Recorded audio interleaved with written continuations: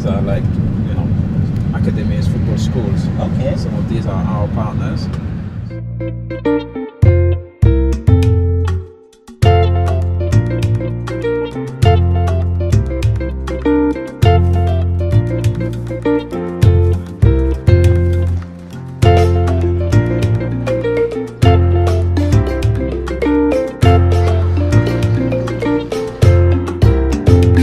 C'est petit, c'est serré. C'est petit. Défenseur central gauche, défenseur central droit et le numéro 6.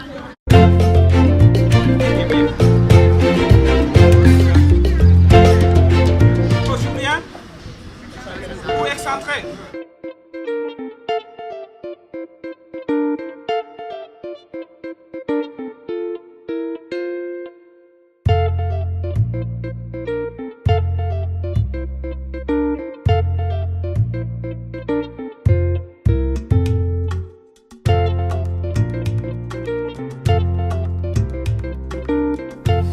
Playing football give you fame, give you money, give you everything you want. But I think I'm someone who's very attached to his roots. Come from a very poor background, poor country as well. And I believe football itself, it's a parallel life to our normal life. And I always use that to say to the kids from my charity that, the personality you are into the game, this is a life that you will be learning that will help you in your normal life as well. D'accord.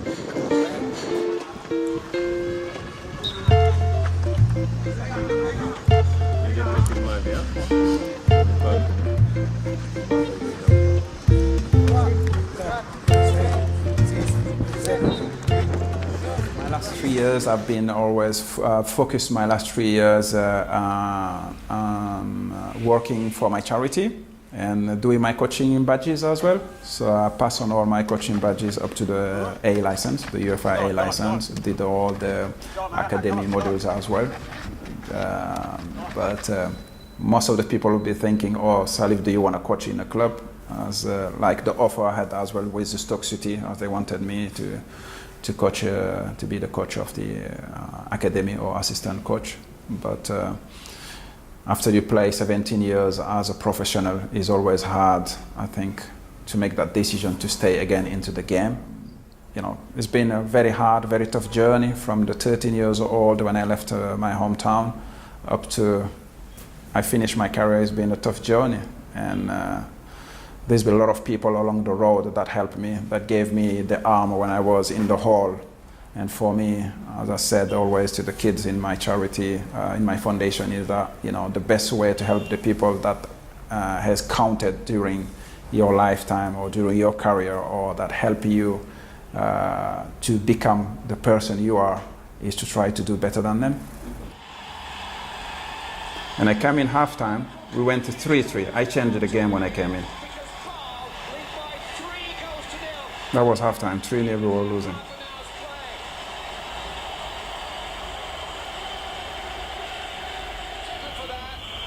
That was me there.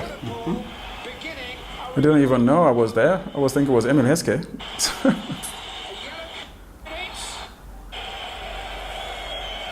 Yeah, that was me. Yeah. So I was involved in 2 goals. 2 goals in 3 minutes. Liverpool are right back in this. Yeah, this is the Champions League trophy, the medal for 2005, Liverpool against AC Milan.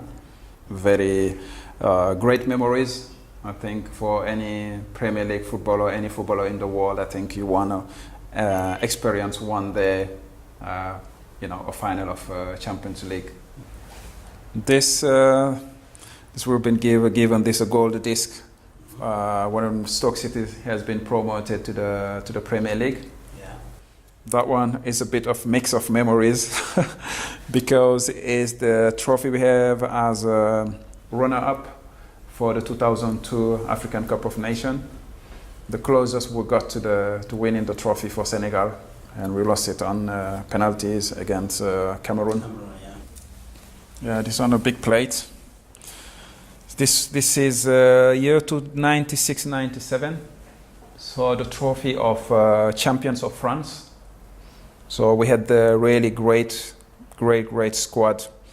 Coach was Jean Tigana. Tigana, yes. And we had really, I would say, most of the squad for France that won the 1998 Europa Cup and the World Cup were part of this squad. So I think you will see here signature of Fabien Barthez, Manu Petit, Thierry Henry, Trezeguet. So they all were teammates. Some of my teammates. We are the same generation. I would say Thierry Henry was one of my best mates at the academy, Trezeguet. So you understand now in 2002, it wasn't just a game against the World Cup champions, it was a game against, our friends, really. So it's a good memory. I believe every single human being in life, we are into the world for a certain mission. I believe I am in a mission, and my mission is that, God gave me everything I have through all the people that helped me to achieve all of that success. And my mission is to help other people to achieve, to be able to be in a position where they can help their families, they can help parents, they can help even people that they don't know, because that's life. And for me, it's a personal experience, and I believe through the personal experience I went through, life only have a meaning if you are there to help other people and serve other people to greatness.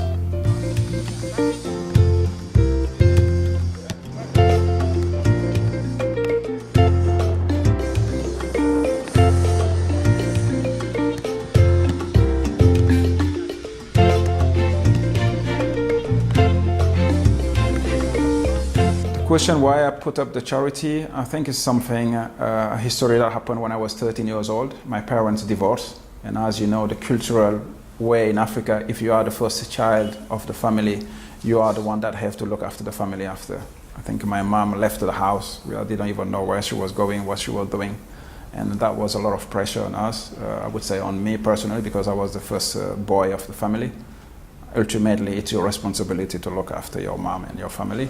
So at the same time, I would say I heard on the TV there was AS Monaco that was opening the first academy in Africa. So that was trials in Dakar.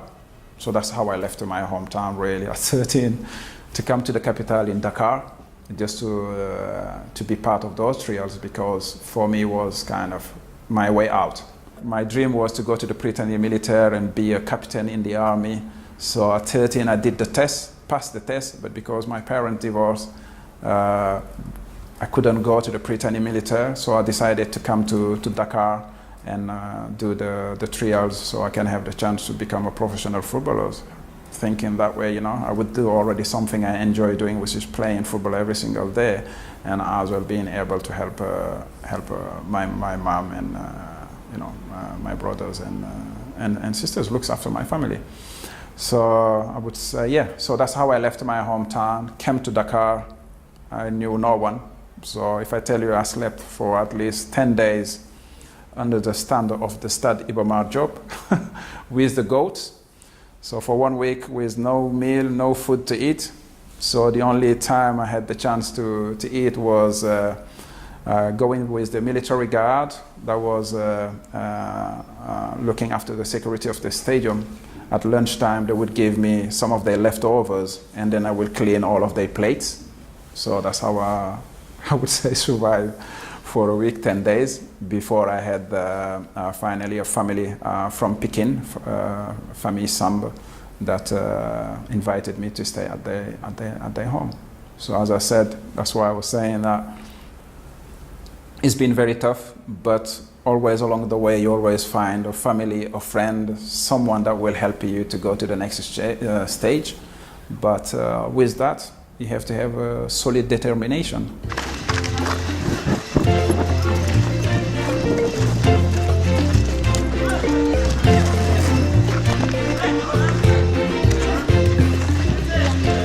And it's funny, sometimes the encounters into life was that I did not have a socks.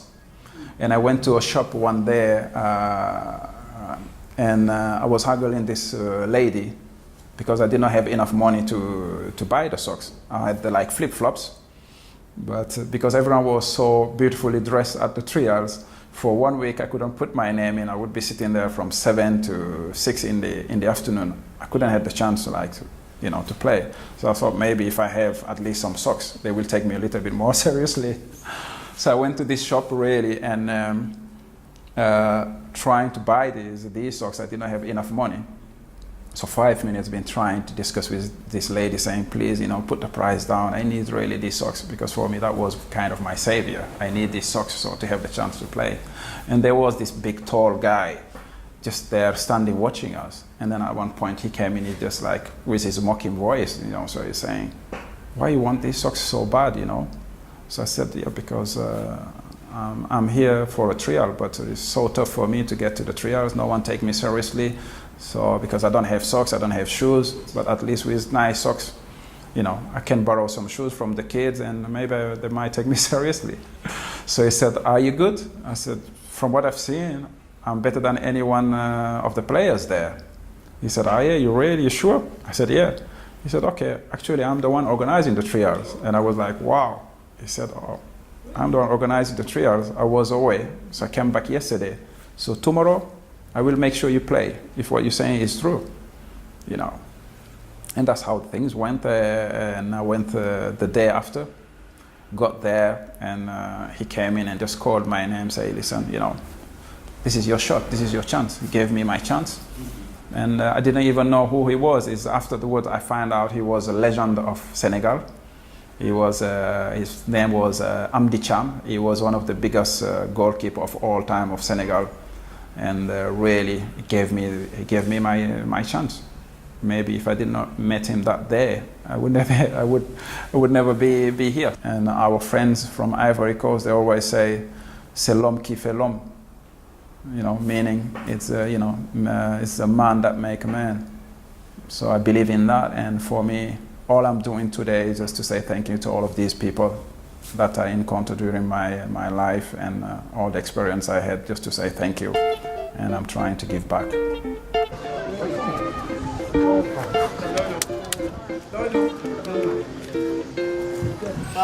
For me personally, I would say, as I said, I wanted to attend the Brittany Militaries, which is one of the best school, I would say, in Senegal. All the, today, directors in every different service from the state, I would say certain ministers are ex-Brittany Military as well, because of the discipline, the hard working, and I believe in that, the leadership into it. I did not reach it, but along the way, while I was playing football, I always keep on carrying on my education. Wasn't an easy task. Even when I went to Monaco, I came in the first year, I was in the academy, and at 16, 17, I start training with the first team. Then it's difficult when you become professional, and the school, it was tough for me to carry on, but I always made sure during my career, I've been doing a lot of study through the universities, through the internet. Still now, I think last week I was in Dubai for 1 week university courses to become a professional speaker. So yeah, I always liked the education, because as we said today, here we are. My career is finished. If I don't have a good education, what will I be doing? And during my time when I come to Dakar, I have a lot of friends that follow on my footsteps. And they wasn't as lucky as myself. They stopped their study. If you don't have a basic education in this life today, it's very hard, it's very tough. And as we know, especially in Africa, out of 1,000 players, maybe one will be a professional footballer. So saying that, we all want to focus into football. And I understand some of I would say, I think there is a social aspect, I think a social and economic problem as well that is here today in Africa, where parents as well they have a little bit, I would say, neglect the education of their kids, because I don't blame them really, because if you see some of the families when they wake up in the morning, first thought is that I need to put some food on the table for my family. So for parents like that, he doesn't have the time to think about if his kid is going to school or attending school or whatever. All he wants in the day is to put some food on the table for his family. So that make it very, very hard, very tough. And for the kids as well, at their age, they can't make the right decision for themselves, saying, okay, how important education is. So for me, that's why I would say today, we have a tool, which is the football, that is so stronger. If you see everything happening around this ball is so massive, but I think we are not capitalizing on a maximum level, especially in terms of education, to push the next generation to keep on going. Having a good education is massive. This is the future, I think, I would say, of Africa. This is the future of Senegal. Yeah. This young generation are the future of our country. So if they don't have a good education, what our country will be becoming. And today, I think if you go to university, you go to some of the school, even the level of schooling is so low. And if you look at, I would say 60-70% of the family coming from a poor background, the education doesn't exist. Parents are so focused on living the life on the day that they can't even have time to picture their life of tomorrow or the next day, not talking about their children. So for us, that's why we bring in the foundation, my foundation, Sport for Charity, really to try to take to take that responsibility a bit. You know, we know today the kids, they all love this ball. They all want to become professional players for many reasons. I'm here, a proper example of it. Wanted to be a professional player because I wanted to help my mom, wanted to help my family. They all have a reason why they want to be a professional footballer. You know, one, because of course they love the game, and two, because they want to be famous, they want to be financially free so they can help their loving family. And so for us today, I believe the coaches, I would call it coach educators, should be put on I would say a stronger position, because today, if I take an example from when I was a kid, I think the model we had before was our teacher. The teacher was really the perfect model. He would be always dressed, you know, nice haircut, very well respectful, and even during the week, if we cross, you know, we see him on the street, we will just run and hide, because we know the next day, if we turn up, he sees us, he will be asking, did you do your homework? If you haven't done your homework, you might get a little bit, you know, slapping or. But now I think the coach educators will replace those teachers. That's how I see it, because today those coach educators, they have that tool, which is the ball, as a coach, to tell these kids you need to attend school. And that's why for us we created Sport for Charity, the foundation, where we tell the kids, if you want to be part of our football program, you need to be attending school. C'est ça. Ça, je peux en faire 300. Ça, c'est pas des pompes. Ok? On tend bien les bras, on descend bien, et on tend bien. D'accord? Okay. Donc ça sert à rien de tricher les gars. But what we're doing at Sport for Charity is completely different, because where we want to put up the essential is at the people, at the educators, because as we said, I don't want to refer a lot about coaches. I refer about educators, because when you're talking about kids, when you're dealing about kids, you need to be first an educator.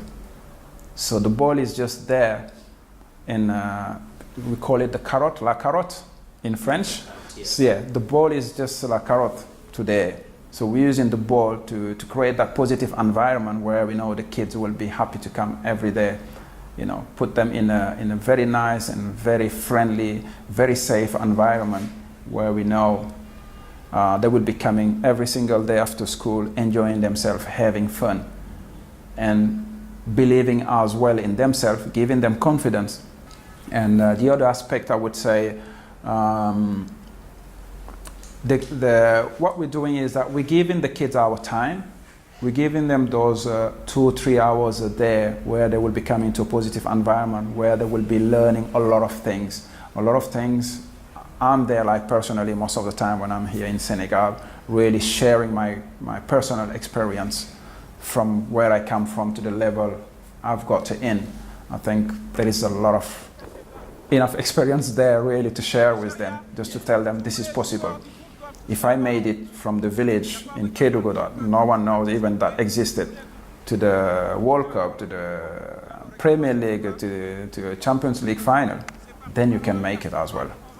It's possible, but there are roads that you need to follow in, and this is what we're trying to implement by giving our time to teach them, to try to guide them to go through those roads without making any mistake. But it's an exchange. We don't give it for free. Yeah. And that's why where the education came for us is that we are not giving you all of that for free. We want something back from you as a kid. What we want you is to go to school. If you give us that, if you go to school, then all of that experience, you will be able to come in and share it with, I will be sharing that experience with you. You will be having the chance, to get some beautiful kids, being I would say being mentored by someone who made it and have a lot of experience.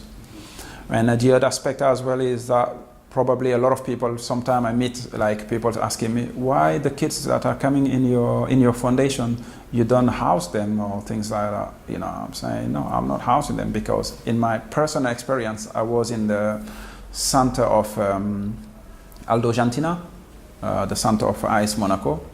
Of course, we were in Point E. Was great. We had our rooms, eating well, training, sleeping well. But sometimes I believe it's my view, I would say. Sometimes I believe it doesn't help as well, because we are only kids. If you have all of that, you might think you've already made it. And I've seen a lot of my friends that have been to that center with me for 2-3 years. The day they told them, come on, you are 18 now, it's finished, you need to get out, they were like, wow, what's going on here?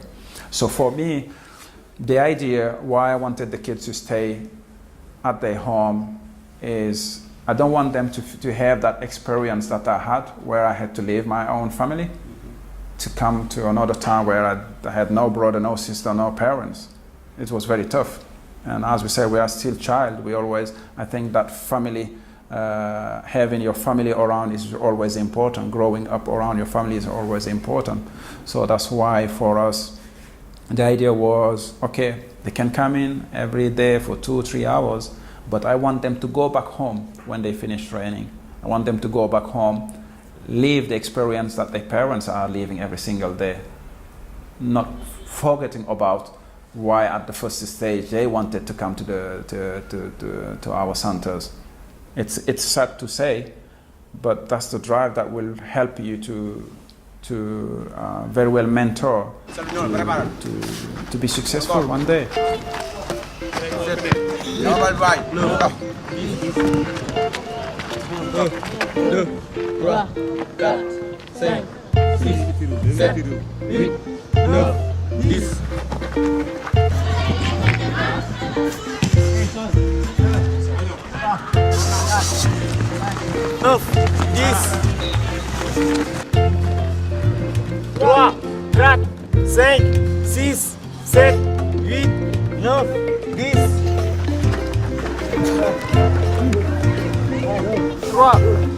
3,